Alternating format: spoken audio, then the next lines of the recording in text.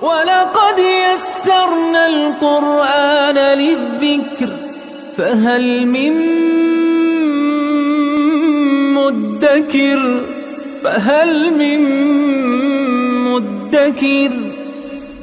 اعوذ باللہ من الشیطان الرجیم بسم اللہ الرحمن الرحیم الحمد للہ رب العالمین وصلی اللہ علی سیدنا و نبینا ابی القاسم المصطفى محمد وعلى آلہ الطیبین الطاہرین المعصومین اما بعد اعوذ باللہ من الشیطان الرجیم بسم اللہ الرحمن الرحیم فمن خاف من موص جنفا او اثما فاصلح بینہم فلا اثم علیہ ان اللہ غفور رحیم صدق اللہ العلی العظیم۔ سورہ بقرہ کی آیت نمبر 182 میں پروردگار عالم وصیت کے بارے میں ایک اور حکم کو بیان فرما رہا ہے۔ گزشتہ آیات میں وصیت کی اہمیت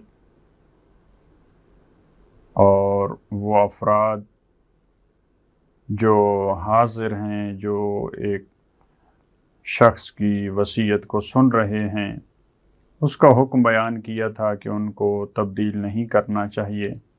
اگر وہ تبدیل کرتے ہیں تو وہ گناہگار ہیں، اور پروردگار عالم ان کے حالات سے باخبر ہے، واقف ہے، لہٰذا وہ ان کو ان کے کیے کی سزا ضرور دے گا۔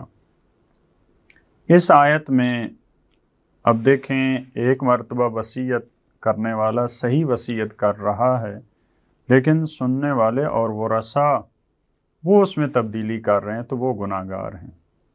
اب ایک صورت یہ ہے کہ جو وصیت کرنے والا ہے، اگر وہ غلط وصیت کر رہا ہے، وہ گناہ کی وصیت کر رہا ہے، تو وہ عدالت کی رعایت نہیں کر رہا، وہ انصاف کو نہیں دیکھ رہا، گناہ کی وصیت ہے، تو جو ورثاء ہیں، جو اس کے احکامات پہ یا وصیت نامے پہ عمل کرانے والے افراد ہیں، آیا وہ اس میں تبدیلی کر سکتے ہیں یا نہیں؟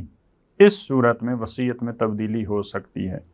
لہذا فرمایا فمن خاف من موص جنفا، وہ شخص جس کو خوف ہو، موسن وہی وصیت کرنے والا، موسی اصل میں موسی وہی جو شخص وصیت کرنے والا ہے، جنفن، جنف کہتے ہیں انحراف کو، حنف کے یہ بالکل مد مقابل ہے یہ لفظ، حنیف اور جنیف، حنف جنف، صراط مستقیم اور سیدھے راستے پہ چلنا اس کو حنف، اور حنیف جو اس پہ چلتا ہے اس کو حنیف کہتے ہیں۔ لیکن صراط مستقیم سے جو ہٹ جاتا ہے اس کے لیے جو لفظ استعمال ہوتا ہے وہ جنفن کا لفظ ہے۔ یعنی اگر وصیت کرنے والے سے انحراف کا خوف ہو، طرفداری کا خوف ہو، جانبداری کا خوف ہو کہ یہ کسی طرف اس کا رجحان ہے، کسی کو محروم کر رہا ہے یا انحراف میں جا رہا ہے، اور اثمن یا گناہ کا خوف ہو، وہ ایسی وصیت کر رہا ہے جس میں گناہ، مثال کے طور پہ وہ وصیت کرتا ہے کہ میرا جو مال ہے اس سے آپ فرض کریں شراب خرید کے آپ لوگوں میں تقسیم کریں، مثال کے طور پہ، یا اور ایسے گناہ کے کام ہیں ان کی اگر وہ وصیت کرتا ہے، فَأَصْلَحَ بَيْنَهُمْ، تو یہاں پہ وہ فرد جو اس کے معاملات اور امور کو سنبھال رہا ہے، یا جس کو اس نے وصیت کی تھی یا جو سن رہا تھا، یہ اصلاح کر سکتا ہے۔ فَأَصْلَحَ بَيْنَهُمْ، بینہم یعنی ورثاء، یہ ورثاء کے درمیان صلح کرا سکتا ہے، یعنی اس کی اصلاح کر سکتا ہے۔ یہ ایسی ممکن ہے اس کی ایسی وصیت ہو ان کے درمیان اختلاف پیدا ہو جائے، جھگڑے پیدا ہو جائیں، تو یہ اس کو حق ہے کہ اس میں تبدیلی کر کے ان کی صلح کرا سکتا ہے، ان میں ان کی اصلاح کر سکتا ہے اس کے امور کی، ورثاء میں، تاکہ مشکل پیش نہ آئے۔ یہاں ایک مورد ایسا ہے جہاں پہ اجازت ہے کہ آپ وصیت میں تبدیلی لا سکتے ہیں۔ فلا اثم علیہ، گزشتہ آیت میں کیا فرمایا تھا؟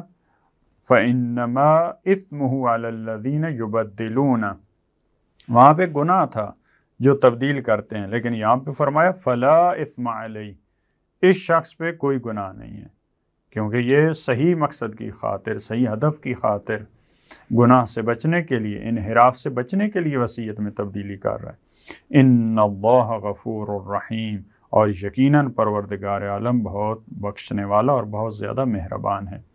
پروردگار عالم اس تبدیلی کو معاف کر دے گا، اگرچہ اس کی بات کے مطابق عمل نہیں ہوا۔ ممکن ہے انسان سمجھ رہا ہو کہ یہ زیادتی ہو رہی ہے، لیکن یہ زیادتی نہیں ہے۔ اور اگر اس نے بھی غلطی سے ایسی وصیت کر دی ہے جس سے انحراف پیدا ہو رہا ہے، کسی کی جانبداری ہو رہی ہے، کسی کے حق کو پامال کیا جا رہا ہے، تو خدا اس کو بھی بخشنے والا ہے اگر اس نے غلطی اور اس سے جہالت میں یہ کام انجام دیا ہے۔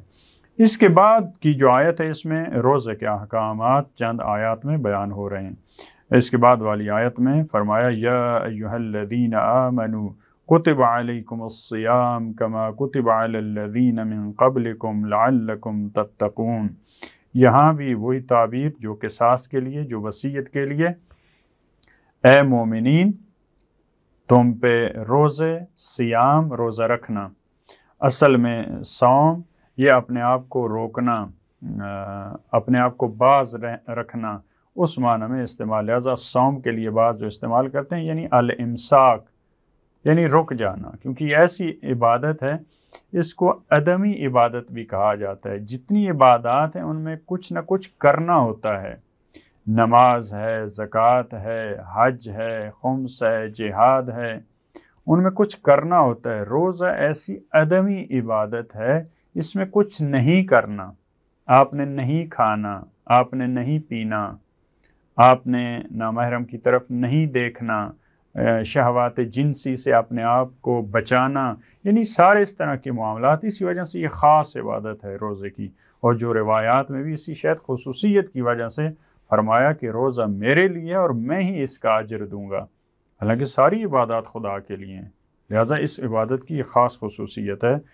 ایسا ایک راز ہے، ایسی عبادت ہے جو خدا کو معلوم ہوتا ہے یا انسان کو، وگرنہ عام افراد کو، انسان معاشرے میں گھوم رہا ہے، پھر رہا ہے، اٹھ رہا ہے، بیٹھ رہا ہے، تو کسی کو پتہ نہیں چلتا اس کو روزہ ہے یا نہیں۔ لہٰذا تم پہ سیام یعنی مخصوص کاموں سے اپنے آپ کو روکنا، روزہ رکھنا تم پہ لکھ دیا گیا، یعنی تم پہ واجب قرار دیا گیا۔ کما کتب علی الذین من قبلکم، اسی طرح سے جیسا کہ لکھ دیے گئے تھے، جیسے کہ واجب قرار دیے گئے تھے ان لوگوں پر جو تم سے پہلے تھے۔ اب یہ اصل روزہ اس کو ثابت کیا جا رہا ہے، اس حصے سے یہ ثابت نہیں ہو رہا کہ گزشتہ امتوں کے روزے ہم جیسے تھے۔ مثال کے طور پہ وہ بھی ماہ رمضان کے روزے رکھتے تھے، وہی جن چیزوں سے ہمیں روکا گیا ان کو بھی انہی چیزوں سے روکا گیا تھا، ان کے بھی 30 دن ہوتے تھے یا 29۔ یہ اس آیت سے ثابت نہیں ہو رہا، اصل وجوب وہ اس سے ثابت ہو رہا، جیسے تم پہ واجب کیے گئے اسی طرح گزشتہ امتوں پہ بھی واجب تھے، جیسا حضرت مریم کے بارے میں جو آیات ہیں ان سے ثابت ہوتا ہے، حضرت زکریا یا دوسرے موارد۔ لعلکم تتقون، روزے کا فائدہ کس کو ہے؟ شاید تم بچ سکو، تم خدا کی نافرمانی سے بچ سکو، تم میں تقوی الہی پیدا ہو جائے۔ لہذا اس روزے کا فائدہ خود انسان کو ہے، خدا کو نہیں ہے۔ جیسا کہ ساری کی ساری عبادات کا ہدف اور مقصد یہی ہے، تم عبادت کرو لعلکم تتقون، پوری عبادتوں کا ہدف اور مقصد یہی ہے۔ تو اب یہاں پہ دیکھیں وصیت کا جب معاملہ آیا یا قصاص کا، وہاں پہ پروردگار عالم نے تمہید نہیں باندھی۔ یہاں دیکھیں تمہید کی ضرورت ہے، قصاص کے معاملے میں تمہید کی ضرورت نہیں ہے، کیونکہ انسان خود بخود انتقام لینے پہ تیار ہوتا ہے، اس کے احساسات اور جذبات یہی ہوتے ہیں، جب کسی کا کوئی مارا جاتا ہے تو وہ خود سے تیار ہوتا ہے، لہٰذا وہاں تیار نہیں کیا پروردگار عالم نے۔ اسی طرح وصیت کا وہاں بھی ظاہر ہے ایک عام جو روٹین ہے، احساسات اور عواطف، جب ایک انسان مرتا ہے تو خود اس کو خیال ہوتا ہے، اور جو اس کی اولاد ہے ظاہر ہے ان کی محبت، رشتہ داروں کی، والدین کی، وہ بھی ایک نیچرل طریقہ ہے۔ لیکن یہاں روزے کا مسئلہ کیونکہ ایک سخت مسئلہ ہے، اپنے آپ کو بھوکا رکھنا ہے، پیاسا رکھنا ہے، لہٰذا یہاں پہ اس چیز کی طرف متوجہ کیا پروردگار نے، دیکھو تم پہ ایسے ہی فرض کیے گئے ہیں، فقط تم پہ نہیں تھے، गुज़श्ता उम्मतों में भी थे। फ़कत ऐसा नहीं है कि तुम रोज़े रख रहे हो, फिर इसमें तुम्हारा अपना फ़ायदा है, लअल्लकुम तत्तकून। लिहाजा अय्याम मादूदात, इसके बाद वाली आयत में फरमाया कि ये गिने चुने अय्याम हैं, चंद दिन हैं। मादूदात वो दिन होते हैं जो गिने चुने होते हैं, बहुत ज़्यादा नहीं है। अच्छा, फिर इसमें भी तुम्हारे लिए मुआफ़ी है। फ़मन कान मिनकुम मरीज़न औ अला सफ़रिन, तुम में से अगर कोई मरीज़ है या वो सफ़र पे चला गया, फ़इद्दतुन मिन अय्यामिन उख़र, तो वो सफ़र के अलावा दूसरे अय्याम को शुमार कर सकता है, वो उन अय्याम में रोज़ा रख सकता है। ये अलबत्ता रख सकता है कि मतलब ये नहीं कि उसको इख्तियार है, ये ताबीर ये है, लेकिन उसके लिए ज़रूरी है। ऐसा नहीं है कि सफ़र में रख सकता है, रखे तब भी ठीक है, ना रखे तब भी ठीक है। मर्ज़ जो उसके लिए नुकसानदेह हो रख भी सकता है, नहीं उस हालत में नहीं रख सकता। फ़इद्दतुन मिन अय्यामिन उख़र, यानी उसको ये करना चाहिए, दूसरे अय्याम में रखे। वअलल्लज़ीना युतीक़ूनहु, और वो लोग जिनके लिए रोज़ा मशक्क़त का बायस होता है। युतीक़ूनहु असल में ये इताक़ा से है। इताक़ा का मतलब होता है इंसान एक पूरी तवानाई, जितनी उसमें जान है वो खर्च कर दे और एक काम कर सके।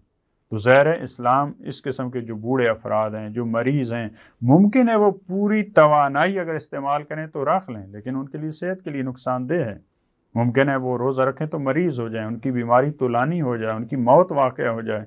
लिहाजा जिनके लिए मुशक्क़त का बायस है ये रोज़ा ना रखें, उसकी जगह फ़िदियतुन ताआमु मिस्कीन, एक मिस्कीन का जो खाना है ये फ़िदिया के तौर पे दें, जो फ़िक़्ह में भी बयान किया जाता है कि एक मुद्दाम होता है जो एक फ़कीर को या खाना एक वो उसको देना चाहिए। फ़मन ततव्वअ खैरन फहुव खैरुन लह, फरमाया जो इन कामों को, रोज़े को या जो भी नेक काम है, इनको शौक़ से अंजाम दे। ततव्वु रग़बत से अंजाम देना, शौक़ से रज़ाकाराना तौर पे अंजाम देना खैर को और नेकी के काम को, फहुव खैरुन लह, ये उसके लिए बेहतर है। मजबूरी में नहीं रखना चाहिए रोज़ा, बल्कि शौक़ से, रग़बत से। मुख्तलिफ देखें, क्योंकि मुश्किल एक इबादत है, मुख्तलिफ ताबीरें बदल बदल के परवरदिगार आलम ने बयान फरमाई। व अन तसूमु खैरुल लकुम, और रोज़ा रखो तुम्हारे हक़ में बेहतर है। ये भी इससे भी ज़रूरी समझा जा रहा है, वाजिब समझा जा रहा है। ऐसा नहीं है कि अगर रखो तो बेहतर है, ना रखो तो कोई हरज नहीं है। इस किस्म की और भी ताबीरात मुख्तलिफ आयात में आएंगी। खैरुल लकुम की ताबीर आती है तुम्हारे लिए बेहतर है, लेकिन ज़रूरी होता है वो काम। इन कुंतुम तालमून, अगर तुम जानो, अगर तुम इल्म रखते हो, अगर तुम में मार्फत हो, अगर तुम समझो, अगर नादानी से काम न लो, जहालत से काम न लो, तो ये तुम्हारे हक़ में बेहतर है। लिहाजा रोज़ा रखना एक अहम इबादत है। परवरदिगार आलम हमें रोज़ा रखने की और इस इबादत के हकीकी फ़लसफ़ा को, इसके हकीकी आदाब को समझने की हमें तौफ़ीक़ अता फ़रमाए। अल्लाहुम्मा सल्लि अला मुहम्मदिन व आलि मुहम्मद।